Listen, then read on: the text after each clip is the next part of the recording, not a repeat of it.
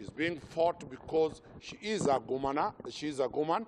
Third, she's being fought because the MCAs want to use government agencies. A petition has been filed in the county assembly. A case has been taken to the High Court. Now the government agencies like the EACC are being abused to harass the governor just because she's a woman who has been very, very, very, very, very, I repeat, very, very obedient to marriage. Here is the husband, and this is the man they want to fight. What on earth are we dealing with a country where women are? Let her speak by herself. Kama mnavyojua kwa Waafrika, wazee wa nyumbani mwenye boma itakuwa mzuri sana mimi nikianza. Asante. Mimi kwanza ningependa kuanza na kueleza kwamba ninasurubiwa, I'm being hanged kwa ajili ya whistleblow about a piece of land where Meru Youth Service imekuwa ikiendeleshwa na the past government ambayo ilikuwa inaongozwa na Kiraitu Murungi. So governor aliponituma pale kama hustlers ambassador niende niangalie Meru Youth Service inaendelea namna gani. I found out that hilo shamba ambalo linatumika kama ya Meru Youth Service ni shamba ambalo serikali ya county imekuwa ikilipa 325,000 per month kama rent ya hiyo shamba na hiyo facility. Kwa hivyo kama mwananchi wa kawaida, kama vile mwananchi yote angependa kujua, pia mimi ningependa kujua mbona Meru Youth Service inalipa rent ya 325,000 per month. 325,000 per month kama rent. I went to find out kama hiyo shamba ni ya mtu binafsi ama ni ya serikali. To my surprise, governor alifanya uchunguzi wake na akapata green card ya hiyo shamba, akakuta hiyo shamba ni ya public. Hiyo shamba imerejistiwa ikiwa ya Egoji Harambe Secondary School. Kwa hivyo nika raise query na question na nika whistleblow ni kwa nini serikali i-rent its own land, na hiyo pesa ilikuwa inalipwa nani? Kuchunguza tukakuta hiyo pesa 325,000 per month ilikuwa inalipwa Diocese of Meru. Kwa hivyo ndio governor alichukua nafasi yake kama kiongozi akaandikia EACC ili EACC waweze kuchunguza wajue kama ni haki Diocese of Meru inafaa kuwa ina receive 325,000 per month, na mwanzo katika zile documents ziko pale za MYS walilipwa 5 million, na bando pia saizi pending bill ya Meru Youth Service Diocese of Meru wanadai 7 million. Je, swali kubwa kwa EACC na barua imeandikwa Diocese of Meru wanafaa kulipo hiyo pending bill ya 7 million ili hali hilo shamba ni la public? Hiyo ndio moja. Ya pili ambao nimeweza kuwhistleblow kama hustler na nikishikilia ule moyo wa hustler, president wetu ni hustler. Governor alinituma tena niangalie mambo ya pending bill. Kusoma ile pending bills za Meru ni nyingi sana. Pending bills za Meru zina amount more than 1.4 billion. Kwa hivyo nilipopekua zile pending bills nikakuta ya kwamba kuna baadhi ya barabara, kuna baadhi ya watu wana claim wametengeneza barabara za Meru County, na kuangalia ile document ya pending bill, moja ya mambo niliyoweza kunote nikakuta kuna kampuni fulani, na sio moja, kuna kampuni kadhaa ambazo hiyo kampuni imeandika jina lake ndio hiyo, alafu kwa ile column ya barabara gani wameunda wametengeneza nikakuta hiyo barabara inaitwa various and several. So mimi kama mwananchi hasa wa kawaida nikauliza swali na nikaambia governor achunguze hiyo maneno. ni barabara gani hiyo, ni barabara gani hizo za Meru County zinaitwa various and several. So ndio niliadvise governor aweze kuchukua hatua ili wananchi wa Meru waonyeshwe ni barabara gani zinaitwa various and several, ili zikipatikana ziweze kulipwa, na kama hakuna barabara kama hiyo, wananchi wa Meru wamesema hiyo pesa isilipwe. Kwa maana vile tunaongea saizi, kaunti ya Meru hata haiwezi kulipa wafanyikazi wake, kwa maana wako na DR ya miezi miwili, vile governor alikuta mambo yakiwa. Kwa hivyo hayo ni mambo mawili ambayo anafanya mimi nisurubishwe. Na nikiongea hivyo, baadhi ya wana MCA wa Meru County ndio wameanza kunipiga mimi na kunichapa, wakiuliza Murega Baichu ambaye ni husband wa governor anaongea kama nani, na yeye si official wa serikali na yeye hajapigiwa kura. Mpaka wakaanza kusema mimi nisiongee katika mikutano official ya serikali, na mpaka wakaandikia EACC barua ya kwamba mimi sifai kuongea katika mikutano official ya serikali. Je, hiyo mikutano official ya serikali ni kama gani? Ni kama mkutano ambao tumekuwa nao hivi juzi wa Mashujaa Day. Ule ni mkutano official. Wanasema mkutano kama hiyo ukifika, mimi nafaa kukaa nyuma ya tent. Mkutano kama ile ya kuflag off chakula ambacho tunashukuru rais wetu hasla President William Samoei Ruto amepea Wameru chakula ili kusaidia wale wamekidhiriwa na hali ya njaa. Kulikuwa na mkutano ule wa kuflag off the food, pia huo ni mkutano official. Nikipatikana pale, MCS wengine wanasema sifai kuwa pale, kwa hivyo nafaa nikae nyuma nisiende pale. Mimi kama ambassador wa mahasona na patron nimeenda nimetafuta wafadhili ambao wanafaa kuja kusaidia vijana wetu. Nikitafuta wale wafadhili nafaa kuwaleta kwa ndani ya ofisi ya governor ili waongee na governor. Kwa hivyo viongozi wengine, MCS wengine wanaona sifai kuingia kwa ofisi ya governor. Kwa hivyo nikipata mfadhili nafaa nifike pale kwa ofisi ya governor, nionyeshe mfadhili ndio ile ofisi ya governor, waingie peke yao, mimi nirudi nyuma ili isisemekane nimehudhuria ama nimeingia katika ofisi ya governor ilihali mimi sio mwajiriwa wa county na ilihali mimi sijapigiwa kula. Jambo la kushangaza, hata wamefika hali ya kusema mimi sio mwajiriwa wa serikali na mimi sio ofisa wa serikali. Kwa hivyo hata lile gari la governor, gari lake official, governor afai kunipatia lift wakati anaenda kuhudhuria mkutano wowote. Wakasema kwamba hiyo gari ni official, and because mimi si ofisa wa serikali na mimi sijachaguliwa kwa kura, sifai kuingia lile gari la governor. Kwa hivyo mpaka sasa ningependa hii EACC wanisaidie, kwa maana kama sasa walipoandikiwa ile barua imebindi mimi governor akienda kuhudhuria mahali, mimi imebindi niwe na komboa bonda ili inibebe, kwa maana sasa sifai kuingia ile gari la governor kwa maana ni gari la serikali. Jambo lingine ambalo limenifinya sana pia, governor alipochaguliwa alipatiwa official residence. Official residence ni kumaanisha ni kama ile state house rais amepewa. Kwa hivyo imesemekana pia, kwa maana mimi sio mwajiriwa wa serikali na sijachaguliwa kwa kura, mimi sifai kulala ile residence. Sasa mimi hata mahali pa kulala imebindi ile nyumba ambayo tulijenga na gavana yetu ya bao pale ndio nafaa kuenda kulala, kwa maana sasa sifai kulala official residence because I'm not an official of the government.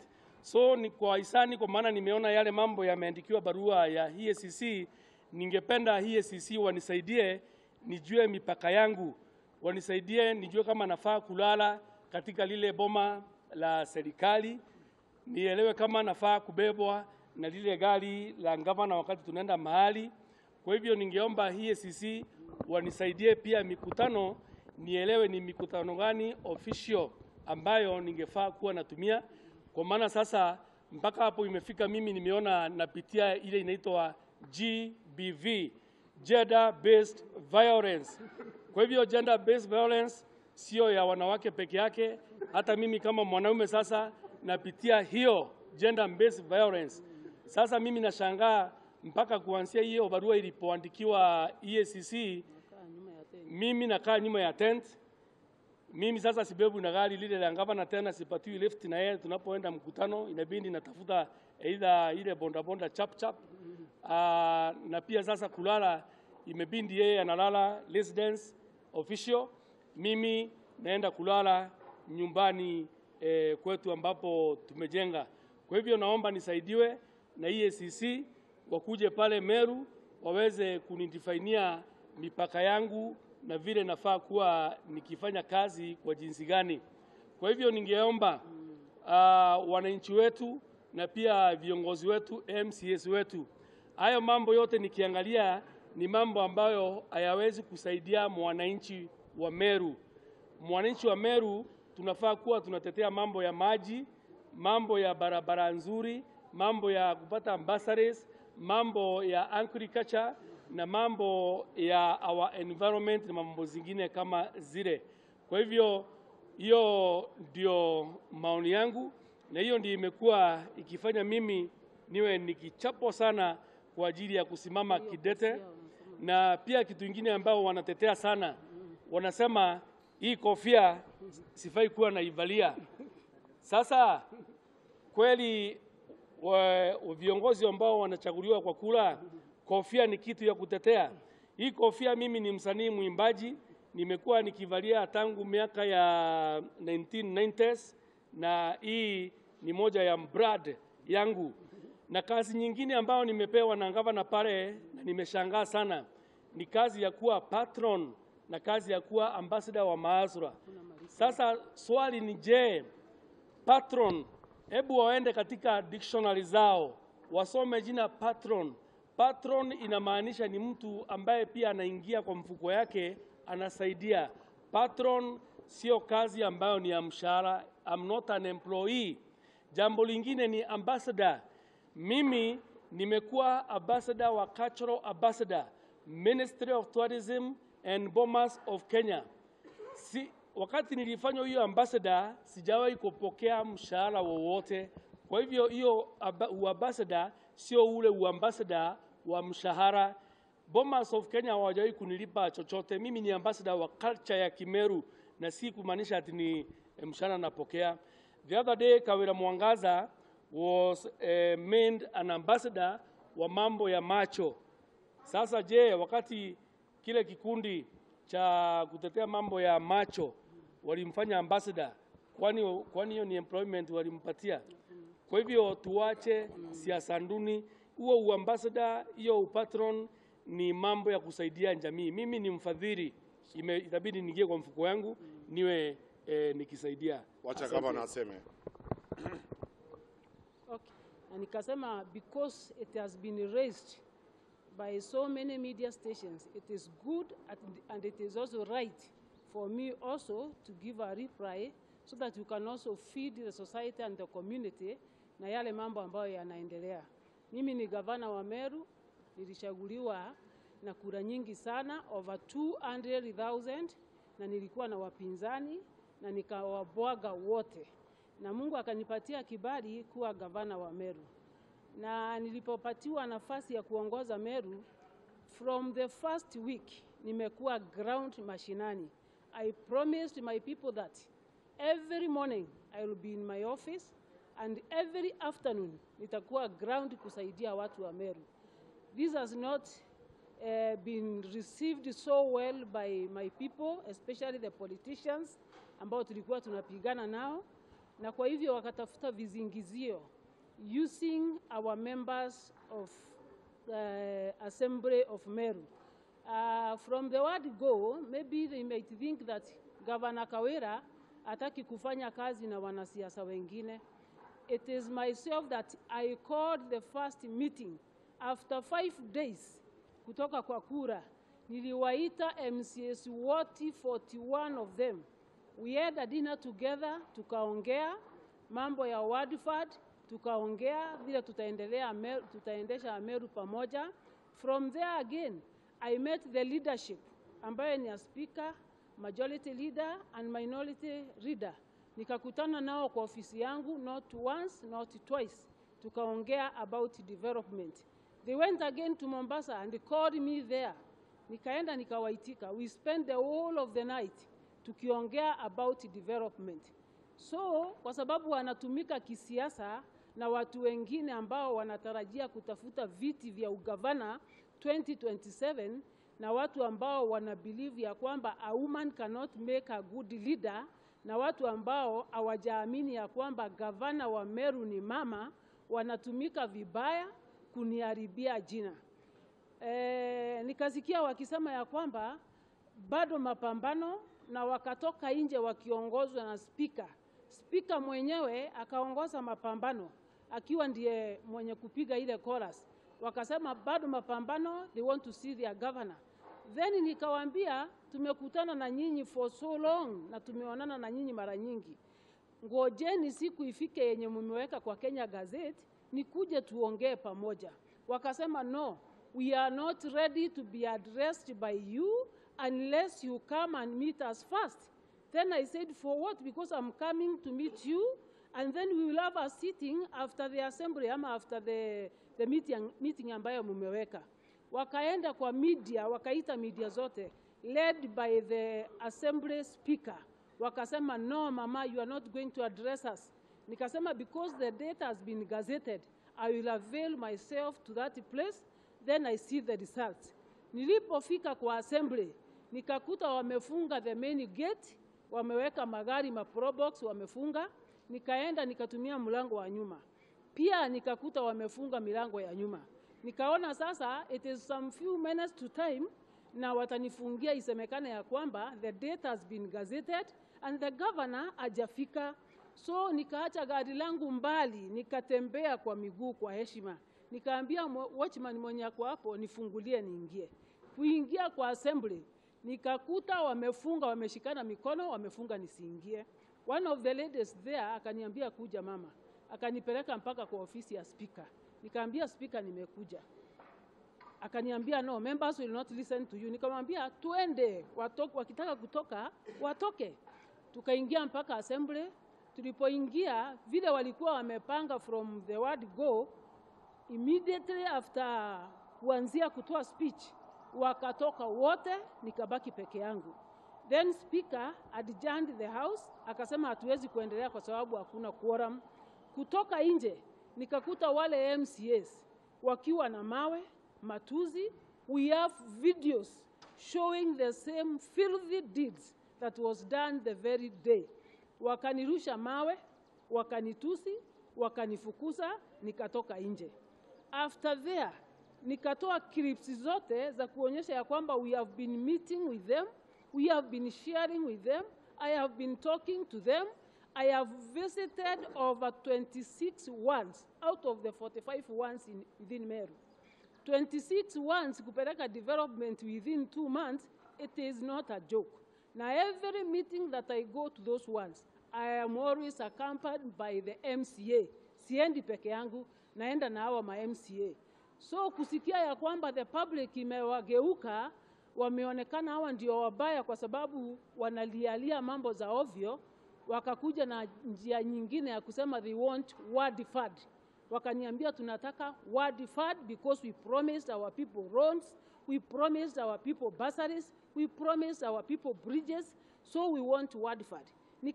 Nikawauliza, word fund na mwezi moja mtapata wapi? County has not received even a single coin. Watu hawajalipwa mishahara. Where do I get word fund to give you? Na nikawaambia wasubiri tupate pesa, tujipange. Then wakasema no. Governor Kiraito used to give them word fund. Governor Munya used to give them. Now it is your turn. You must honor your promise. You say that you are going to give us word fund. Tunahitaji as early as today. I said no, because it is not anchored in the law. Nikawaambia kama ni fujo, sasa lazima kieleweke na sheria ifuatwe. Then I went ahead, niliposikia wamelia kwa media, wameanza kuimba bado mapambano, tunataka pesa. Nikaandikia the concerned office This is a letter ambayo nimeandikia Controller of Budget, and then I've copied the same to the Speaker, again to Auditor General, that is Nancy Gathongo, and then to the Chairperson, Commission on Revenue Allocation. This is the letter that I wrote to the relevant offices, ndio iwafikie, seeking advisory opinion on demands for MCA administered ward funds by honorable members of the Meru County Assembly. This letter has been received by all the offices. Kwa hivyo naomba MCS wetu waache siasa duni. Nimeandikia the relevant offices. Na mimi kama governor sitapeana pesa ya serikali kiovyo, yani kiujinga, kiorera, hapana, lazima sheria itumike. Na kwa sababu wanaona mimi ni mama, wanafikiria ya kwamba they can twist me so that wakikoa ninaitika. I want to say no. I am a woman of my own principles. Ninaelewa sheria na sitakubali intimidation to the level that they will cough and then I answer. Sitakubali namna hiyo. Nataka kusema hivi kwa Wameru. Ile siasa mnaona ikipitia kwa media na ikitangazwa ni kwa sababu ya watu wenye matumbo makubwa sana.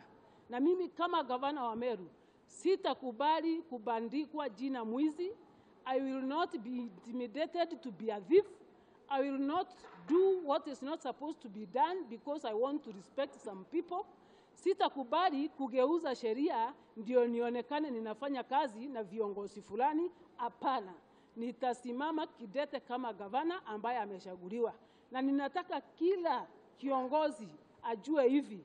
Meru walitoka tarehe 9 na wakaamua gavana wao ni mama.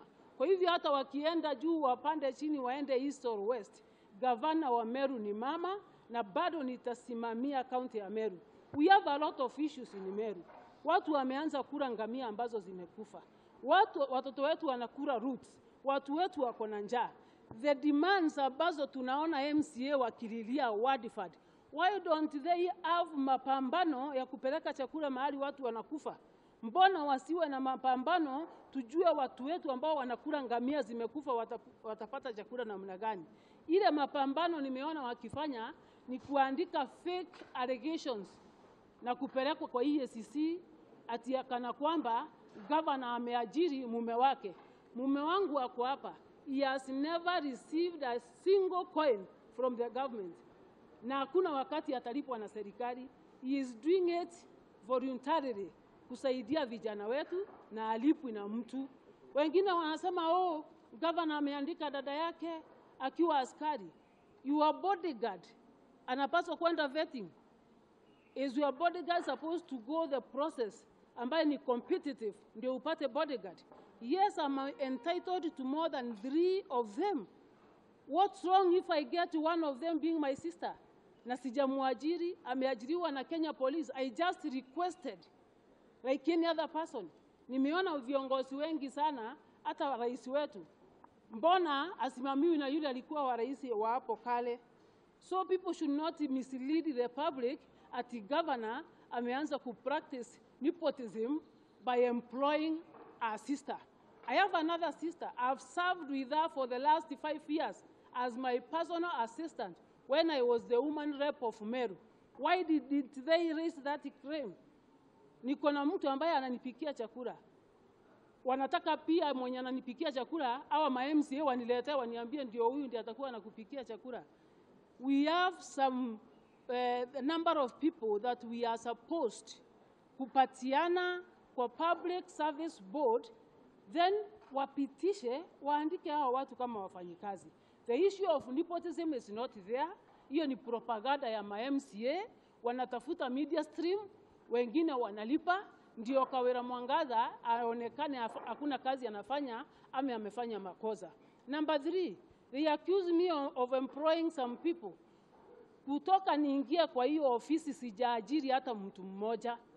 Those who are serving in those offices are being deployed to other places na hakuna hata mtu mmoja kwa kaunti ya Meru amefutwa kazi.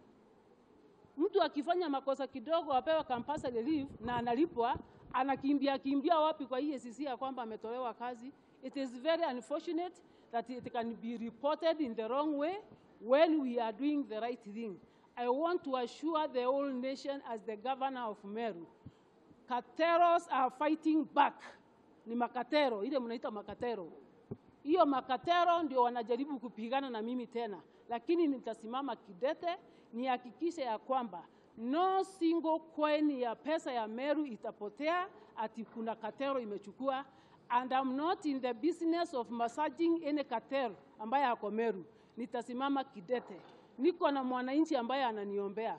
Kwa hivyo kwa wadozi ambao wanafikiria wakikuja pande hii ati niandike niajiri dada yake, ati niajiri girlfriend, ati niajiri nani ndio nisemekane nimeleta watu viongozi pamoja, forget about that.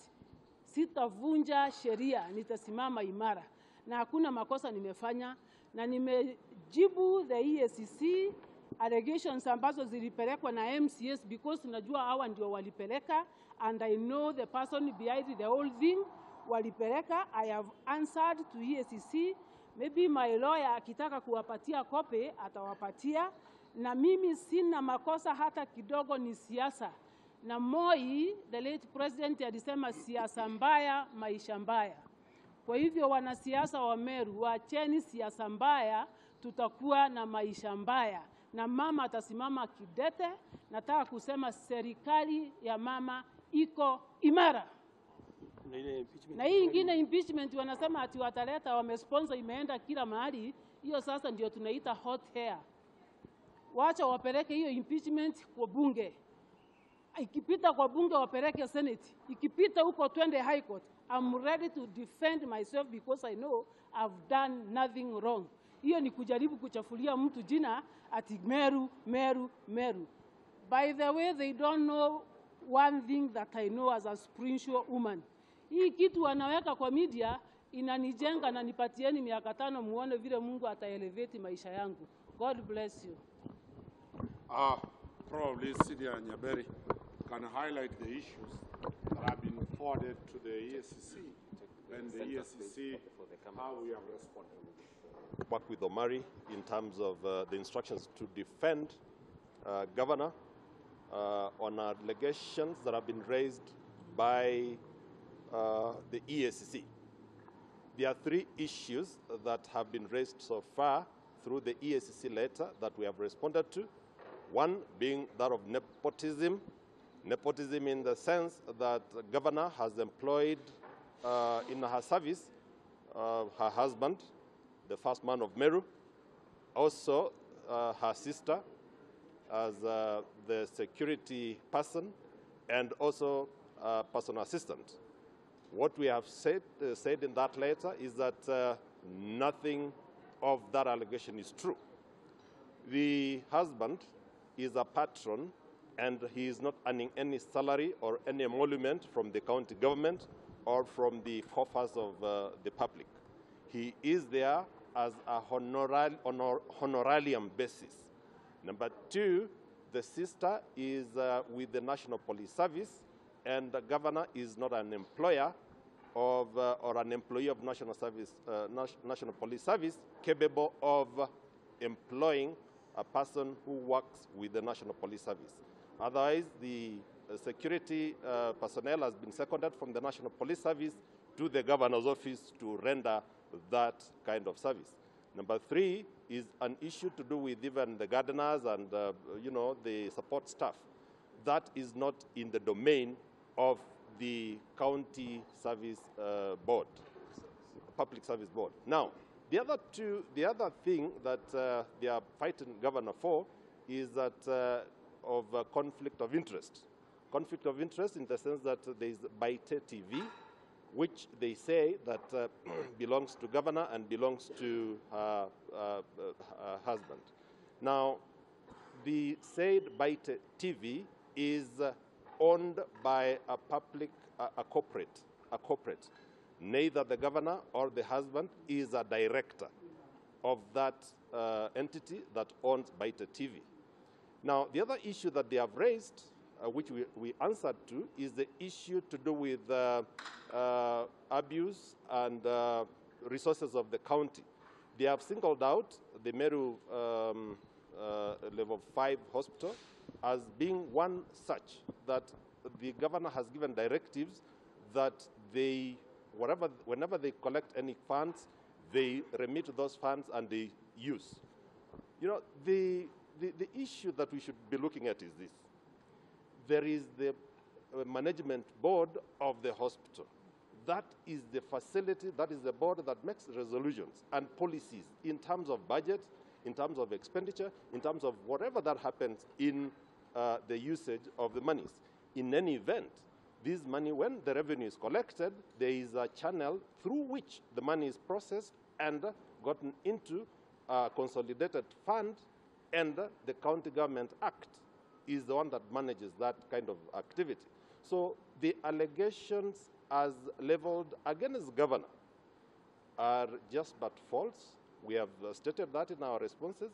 They are just hot air, as she rightly put it, and in fact, they are far-fetched. Nothing of the said allegations is true, and we have exhaustively responded to those allegations as raised by the letter. And we want to ask, because governor is willing to make truce with the accusers. She has not constituted her CECs because of these infightings. So time is running. 5 years is a short period of time. If we engage in side shows, in shadow boxing, when the major issue is governance, it is going to make the Meru County engage in shadow boxing and all that when the rest of the counties are running, up and running. And we should, and I'm urging the people of Meru, and especially the representatives, to follow the law, because governor is following the law, and she is following that law to the letter. That is why she has sought for advisory opinion from the relevant bodies. That is why she has stated her facts as they are, and she wants to abide by the law. We want and we request the EACC to give that sort of response and give consideration to the issues that we have raised in our responses to show and determine that otherwise they are hot air. Governor is among those ladies that were elected, and she garnered so much in her vote. She's an independent, she was an independent candidate, and an independent as such, because she is now streamlining the affairs of Meru County. So the people of Meru, kindly give your governor the support that she requires through your representatives at the county assembly, so that governor can execute her mandate and her manifesto as she rolled out as an independent candidate, where she is geared towards meeting each and every obligation that she had as a campaign tool. Thank you so much. Maybe Omari can state one or two issues. It has never been an issue when everybody is working with their first ladies. It has never been an issue when we have first ladies coming to State House, when we have first ladies all over. But it's an issue when it's a first gentleman. Governor will continue being married. Governor will continue remaining with her husband. Anybody intending to fill an non-existent gap, wait to see if there will be a divorce proceedings, then your application can be considered. But there is no vacant position for a husband or of that. Neither is there any role for employment of clandestines. Governor is religious, and governor has become so loyal to the vows of marriage. Number 4, the question that we are raising, the gender question. How have we seen our male counterparts, the cast, fight women to bring them down? She's a victim. That she's the first female governor from Meru in an independent ticket. Out of more than 41 MCAs, only one was elected who is a lady. which means the society has not appreciated the role of ladies in terms of leadership.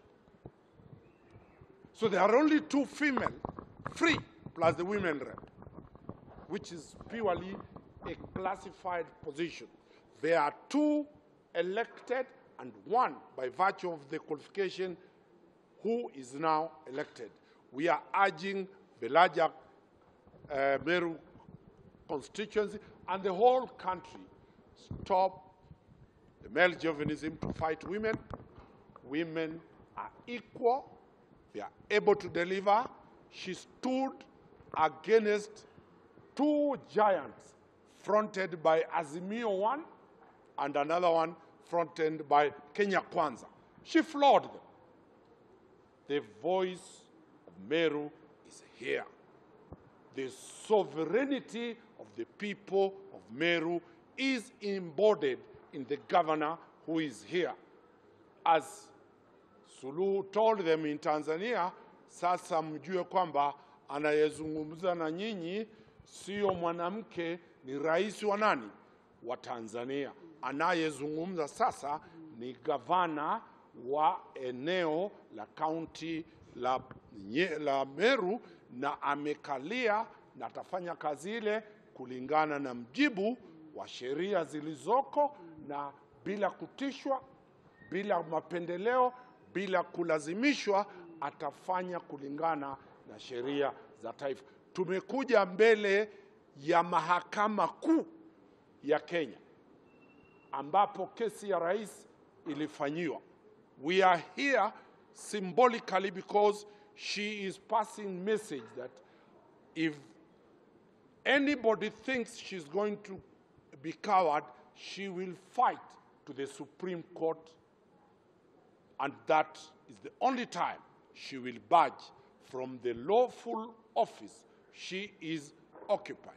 And her lawyers, as clearly we have responded to the ESCC, we will respond to any other government agency. She will deal with the political issues affecting the county, but us, as the lawyers for the county, will defend her within the law. Any questions from the media to the governor? Asante sana kwa the question. Anauliza ya kwamba kuna allegations sisikizani na sifanyi kazi na viongozi. Hapo awali nimesema within 1 month nimetembea over 26 once. Na hizo wadi zote ambazo nimetembea, hakuna wadi hata moja sijaenda bila MCA. I have been inviting them with other leaders, tunaenda kwa pamoja. Kwa hivyo sasa kama ninawaita kwa mikutano ambaye ni yangu, inawezekanaje tena sifanyi kazi na wao? Nimewaita kwangu dinner, tukaongea. I created a WhatsApp group, added everybody there so that we can be chatting. Na nikasikia wamepiga kelele ya kwamba nimewatoa kwa group. Ndio niliwatoa, nikaremove na wakaleft na nikafunga kwa sababu hakuna uhusiano mwema ulikuwa pale. If I was not ready to work with them, why did I create a WhatsApp group? Why did I honor their call to Mombasa? Niende nikawaone. Why do I invite them in my meetings? Hiyo ni allegation ambayo ni very fake, na ni allegation ambayo ya kuniharibia jina, na nimekutana na wao viongozi MCS one-on-one, zaidi ya 14 of them in my office.